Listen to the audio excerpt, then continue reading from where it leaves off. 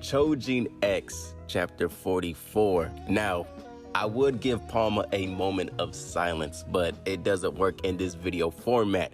However, I do believe that this is the last of her. I do not think that Palma will be surviving her basically sacrifice to bring back Nude, which sucks for her, but as far as the story goes, man, I think it would hit emotionally, right? Now, logically, I know that she has recently been deemed to have prophecy potential, being that the modified version of Zember has allowed her beastification. But the very existence of this new version of Zember actually makes Palma disposable, because Batista doesn't actually need Palma as long as he has the option to manufacture more beasts. And in that course of action, we may see something like Ricardo's nightmare come true.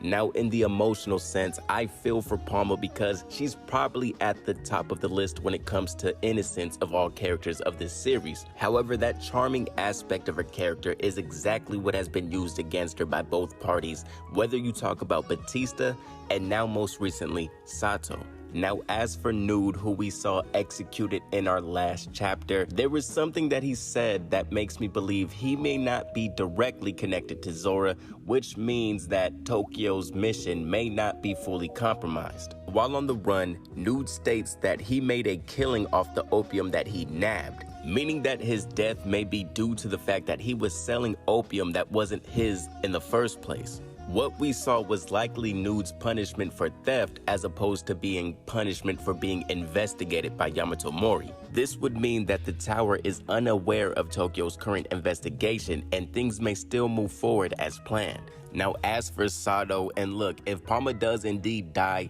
he will be responsible for her death, and sus meters are going up. They already have been going up. But at the end of the day, I just think he is someone who is going to achieve his goal by any means necessary. And even in earlier chapters, we see that he was willing to take similar measures when it came to Ellie and Tokio joining Yamato Mori. Now, in this particular chapter, Sato hit us with some Choujin superiority in his speech about having a higher ethical viewpoint that transcends the law, and how heroes and geniuses of a revolutionary minority are suppressed by the ideology of the masses. And this honestly sounds like something Queen or even Batista would believe, and this statement also seems to be directed at both Choujin of Yamato Mori as well as the general population. Now, one thing we are clear of based on Azuma's response is that Azuma was indeed only joking when talking about starting a war to gain battle experience. But as for Sato, I know he's been put in these situations where we have to look at him with a side eye, but I'm going to take the side of him being innocent. At the very least, he may be a double agent, maybe on some undercover mission to try to expose the tower, because he has been going hard in these interrogations, pulling all-nighters, and in the times that he has intervened, it was usually to go overboard or do things that he may believe that regular Yamato Mori Choujin would not be able to do or unwilling to do. Now, as for his dialogue, I'm actually glad that they included that because it shows some variety and diversity in the ideologies on both parties. So far, nothing has been as simple as we are the good guys, they are the bad guys, vice versa. Using Sato's dialogue as an example, as stated earlier, this train of thought aligns with the likes of Queen and Batista. Queen essentially being a Choujin Nazi and Batista's ideas being suppressed by Yamato Mori. However, Sato's goals, at least for now, seem to be deferred from theirs. Sato seems to be placing Choujin at an elevated level from humans to the helm of mankind's protectors, whereas Queen wanted a world ruled by Choujin and Batista felt limited by society and is now on a revenge mission.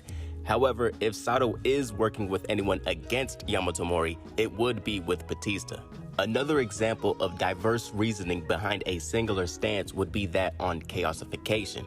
On the Beast Isles, we learned that there are some Choujin, like Yubiko, who are addicted to the abyss of chaos. They continue to tap into this and use chaos as another form of power, losing their humanity in the process. Bringing it back to a more superior stance, there is a religious organization who claims that Choujin are a conduit to God and that chaos is the road to enlightenment. Now, that could be a reference to the tower in the Holy Mother, but I'm unsure if we really met that religious group just yet.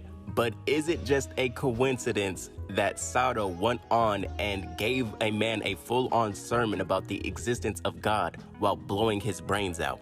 Now, with all that being said, I believe that there is more story left to be told, both in the long term of Choujin X as well as this investigation. Is Palma dead? Where did Nude get the opium? And is Sato with us or against us? Is he on this secret undercover mission that he can't tell Tokyo and the gang about? Or is he working with Batista, the man who has friends everywhere?